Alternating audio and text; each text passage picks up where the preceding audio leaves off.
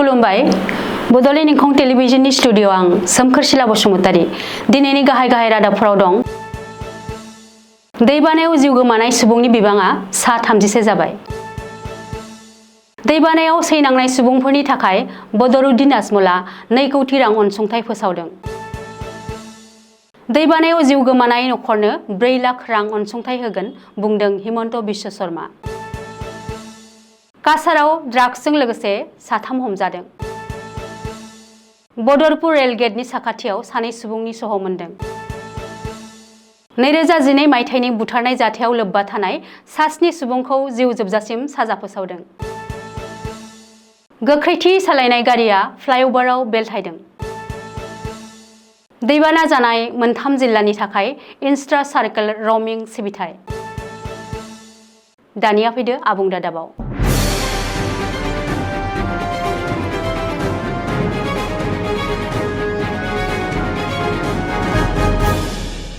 आपार आसामाव गोब्राब दैबानानि थासारि। आपार आसामनि माखासे जिल्लायाव दैबानानि सिमब्रेनाया दासिमबो खमायाखै आरो दैबानाया रानलांनायनि लामा लायाखै।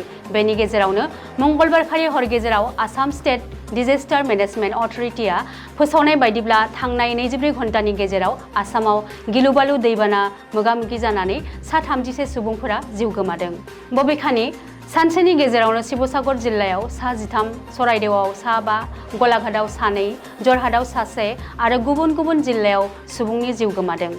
गलाघाट, कामरुप, हजाई, डिब्रुगड़, बिश्वनाथ, धेमाजी, सनितपुर, अदालगुरि, नगाव, चराइदेव, कामरुप, जरहाट, तिनिसुकिया, कार्बि आंलं, लखिमपुर आरो शिबसागर बायदि मोन 16 जिल्लाफोराव दैबानानि जाहोनाव 5,65,000 सुबुंफोरा सैनांदों। लोगोसे गासै 24,210.35 हेक्टरसो आबाद फोथारा लोमसावना खहा जादों आरो मोन 44 रेभिनिउ सार्केलनि 872 गामिफोरा दैबानाजों लोमसावजादों आरो गोहोम गोग्लैदों। शिबसागर जिल्लायाव 3,59,000निबो बांसिन, जरहाटआव 87,662 निबो बांसिन, चराइदेवआव 72,646, डिब्रुगड़आव 18,615 आरो गलाघाटआव 16,799 सुबुंफोरा दैबानायाव मोगा-मोगि जानांदों। खुंथाया दैबानाजों सैनांनाय सुबुंफोरनि थाखाय 293 रिलिफ केम्प आरो हेफाजाब रानग्रा मिरुफोर फसंदों, जेराव 1,14,000निबो बांसिन सुबुंफोरा आश्रय लानानै दं। मख'नो गोनांदि आथिखालनि थासारिखौ नोजोर होनानै भारतारि आर्मि, एयार फर्स, NDRF, SCRF आरो इमारजेन्सि सिबिथायफोरा दैबानाजों थाबथानाय सुबुंफोरखौ बासायनो थाखाय सांग्राङै खामानि मावगासिनो दं। आसामनि गोब्राब दैबाना आरो गिलु-बालु थासारिनि गेजेराव अनसुंथाइनि आखाइ फोलावहरदों AIUDFनि आफादगिरि आरो MLA बदरुद्दिन आजमलआ। मख'नो गोनांदि आपार आसामनि माखासे जिल्लायाव दैबानानि गिलु-बालु थासारियाव मोगा-मोगि जानानै दासिम सा 30निबो बांसिन सुबुंनि जिउ गोमाबाय आरो लाख लाख सुबुङा न'-बां, धोन-सम्पथि गोमाजाबाय आरो रैखाथि बादाफोराव आश्रय लाना थानो गोनां जादों। आर्मि, एयार फर्स, NDRF, SCRF, जिल्ला खुंथाय आरो इमारजेन्सि सिबिथाया सान-हर थाथ'नाय गैयालासे रेस्किउ अपारेशन खालामगासिनो। बेनि गेजेरावनो दैबानायाव मोगा-मोगि जानांनाय सुबुंफोरनि थाखाय नोगोद 2 कौटि रां अनसुंथाइ होनो फोसावदों बदरुद्दिन आजमलआ। आजमल फाउन्डेशनआ दैबानायाव मोगा-मोगि जानांनाय सुबुंफोरनो इमारजेन्सि मदद खालामनायनि थाखाय बे अनसुंथाइखौ फोसावदों। लोगोसे आजमलआ दिनै गिलु-बालु दैबाना जानाय शिबसागर, चराइदेव आरो जरहाट जिल्लायाव दावबायो आरो रायजो-राजाफोरजों लोगोसे सावरायनानै थासारिनि सायाव खौरां लायो। बे खैफोदनि गोब्राब थासारिनि समाव दैबानाजों मोगा-मोगि जानांनाय साफ्रोमबो सुबुंनो मोनफ्रोमबो रोखोमनि मदद होनो थाखाय समायखिरा लादों आरो राजखान्थिनिफ्राय बाहेराव फैनानै दैबानाजों सैनांनाय सुबुंफोरनो मदद खालामनो खोथा होदों। आजमल फाउन्डेशननि भलन्टियारफोरनि हानजाया दैबानाजों मोगा-मोगि जानांनाय ओनसोलफोराव जाग्रा आदार आरो गोनां मुवा बेसादफोर रानना होनो जागायदों। गिबि मन्थ्रि डक्टर हिमन्त बिश्व शर्माया दिनै दैबाना जानाय ओनसोलाव दावबायना नायगिदिङो आरो दैबानायाव मोगा-मोगि जानांनाय रायजो-राजाफोरजों सावरायनानै खौरां लायो आरो थासारिखौ बुजिनो नाजायो। मख'नो गोनांदि गिबि मन्थ्रि डक्टर हिमन्त बिश्व शर्माया दिनै दैबानायाव जिउ गोमानाय सुबुंनि नखरफोरनि थाखाय अनसुंथाइ फोसावदों। दैबानायाव जिउ गोमानाय साफ्रोमबो नखरनो आसाम सोरखारनिफ्राय होनाय जागोन 4 लाख राङै आरो राङारि अनसुंथाइखौ थाबैनो होगोन। लोगोसे दैबानायाव मोगा-मोगि जानांनाय सुबुंफोरनो गोनां जानाय जायखिजाया मददखौ सोरखारा होनाय जागोन होननानैबो गिबि मन्थ्रिया फोसावदों। दैबानायाव खहा जानाय नखरफोरनि खारिथि बुथुमनो आरो देहायारि लोरबां आरो गोग्गो नङै सुबुंफोरखौ थाबैनो फाहामथाय होनो थाखायबो गिबि मन्थ्रिया बिथोन होदों। बबेखानि न'-बां खहा जानाय, फोरमानलाइ आरो डकुमेन्टसफोर आलाय-सिलाय आरो गाज्रि जानायखौ बानायफिननायनि राहा खालामगोन। फरायसाफोरनि गाज्रि जानाय डकुमेन्टसफोरखौ बानायफिनना होगोन होननानैबो गिबि मन्थ्रिया दैबाना जानाय ओनसोलनिफ्राय फोसावदों। मख'नो गोनांदि जों साननायनिख्रुइ थासारिया गाज्रिसिन आरो खहा जानायानो बांसिन। बेयो मोनसे गिलुबालु थासारि। माखासे सुबुंफोरा रैखाथि बादायाव दं, माखासे सुबुङा दैबानायाव थाबथानानै दं। माखासे गामियाव सोरखारा होनाय मदद आरो अनसुंथाइफोरा सौहैनो हायाखै। माखासे सुबुङा अबथिराव जिउ गोमाबाय, गोथै सहफोरखौ दासो मोनगासिनो आरो बोखांगासिनो दं। NDRF, SDRF, रौनिया आरो सोरखारनि गासैबो बोखांनाय हाबायाव नांथाबगासिनो होननानैबो गिबि मन्थ्रि डक्टर हिमन्त बिश्व शर्माया खौरां बिजोंनि सिगाङाव बुंदों। ड्राग्सनि हेंथायै काछार पुलिसनि जाफुंसारनाय अपारेशन।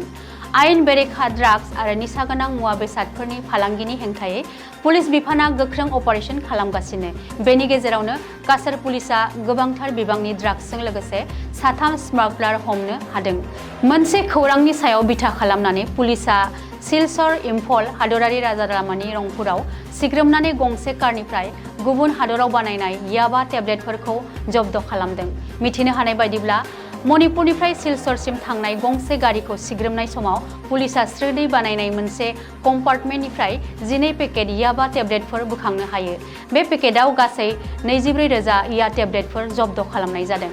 बे ड्राग्सजों लोगोसे लोब्बा थानाय 3 सुबुंखौबो पुलिसआ हमदों। हमजानाय सुबुंफोरखौ पुलिसआ सिलचर मधुबननि साजु सदियाल, आली हायदर हाजारी आरो बरखला राजनगरनि आजमल हुसैन लस्कर होननानै सिनायथिनाय जादों। बे 3 सुबुंखौ पुलिसआ सिलचर सदर थानायाव जेरा खालामदों आरो बांसिनै मिथिनो नाजादों। श्रीभूमि जिल्लायाव थानाय बदरपुर रेल गेट साखाथिनिफ्राय बुधबार खालि 2 सुबुंनि सह बोखांनो मोननायनि उनाव ओनसोलाव दुंहाव थासारि सोमजिदों। खौरां मोननाय बायदिब्ला स्टेशन रडनि साखाथियाव गोग्लैना थानायखौ जायगानि दखानदारफोरा नुनानै गोख्रैनो पुलिसखौ लिंहरदोंमोन। बेनि उनाव जाथायथिलियाव सौहैना पुलिस बिबानगिरिफोर 2निबो गोथै सहखौ बोखांनानै लाङो। थैनाय सुबुंफोरनि सासेखौ बदरपुरनि हाजीजुर गामिनि निरन्जन दास आरो नैथि सुबुंखौ सिनायथिनो मोननाय जायाखै। मावख'गिरिफोरा 2निबो सहखौ पस्टमार्टम खालामनो थाखाय श्रीभूमि सिभिल देहा फाहामसालियाव दैथायहरनाय जायो। बेनि अनगायैबो पुलिसआ थैनायनि गुबै जाहोनखौ मिथिनो आरो सिनाय मोनै सुबुंखौ सिनायथिनो थाखाय नायबिजिरनायखौ जागायदों। रङियाव लामा बानायनायनि दान्थे-बिदान्थेनि सायाव गाज्रियै गाग्लोबना सासे सुबुंखौ खास्रि-बिस्रि बुथारनाय जाथायाव लोब्बा थानाय 7 सुबुंफोरनि सायाव 14 बोसोरनि उनाव बिजिरसालिया जिउ जोबजासिम साजा फोसावदों। रिपर्ट बायदिब्ला 2012 मायथाइयाव जेब्ला रङियानि 10 नं वार्डनि सिराकुन्दियाव लामा लुफुंनायखौ लाना सोमजिनाय हिंसायारि दाङाबाजियाव जयनाल आलीखौ गोबौ हाथियारजों गाग्लोबदोंमोन। गाग्लोबनायाव जयनालनि खर'आव गोब्राब जोखोम जानायनि उनाव बियो जिउ गोमायो। जाथायनि उनाव जयनाल आलीनि नखरा रङिया पुलिस थानायाव दायनिगिरिनि बेरेखायै PS केस नम्बर 37/2012 रेजिस्टार खालामदोंमोन। गोबां बोसोर नायबिजिरनायनि उनाव कामरुप उफ्रा जिल्ला आरो सेसन बिजिरगिरि मुकुल सेतियाया सेसन केस नम्बर 14/2017 आव बिजिरनायखौ होयो। नंगुबै साखि आरो बिजिरनायनि सायाव दिन्थिनाय फोरमाननि सायाव बिथा खालामनानै बिजिरसालिया दायनिगिरिखौ इन्डियान पेनेल क'डनि 143, 302, 325 आरो 326 दफानि सिङाव दायनिगिरि महरै फोसावो। हमजानाय 7 दायनिगिरिफोरा जाबाय हायदर आली, हुसैन आली, आब्दुल आली, अताबर आली, मुजिबुर आली, आयुब आली आरो आसान आली। बुथारजानाय नखरनि सोद्रोमाफोरा बे थिरांथाखौ लानानै गोजोननाय फोरमायदों आरो गोबाव समसिम आयेनारि जुजिनायनि उनाव जोबनायाव बिजिरनाय मोनबाय होननानै बुंदों। गुवाहाटी नोगोरमानि दिसपुर सुपार मार्केट फ्लाइअभाराव मंगलबार हरनि समाव गोख्रै खारनाय गंसे गारिया कन्ट्रल गोमाना बेलथायदों। जाब्रबथायनि समाव गारियाव गणेशगुरिनिफ्राय खानापारासिम दावबायगासिनो दंमोन।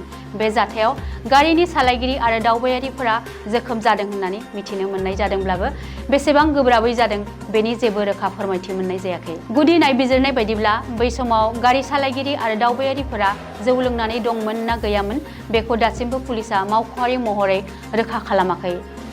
जाब्रबथायाव लोब्बा थानाय गारिखौ रेजिस्ट्रेशन नम्बर AAS1DW8614 होननानै मिथिहोदों। बे समाव बिबानगिरिफोरा जाथायनि बागै नायबिजिरगासिनो दं।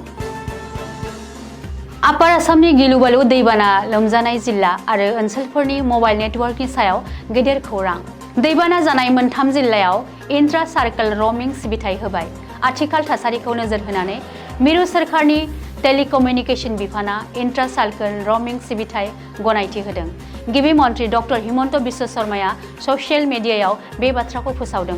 मख'नो गोनांदि खैफोदनि समाव टेलिकम नेटवर्कनि गोब्राब जेंना नुजाथिनायखौ नोजोर होनानै दैबानानि गोहोम गोग्लैनाय मोनथाम जिल्ला फारियै शिबसागर, चराइदेव आरो जरहाटआव इन्ट्रा सार्कल रमिं खाबु होनाय जादों।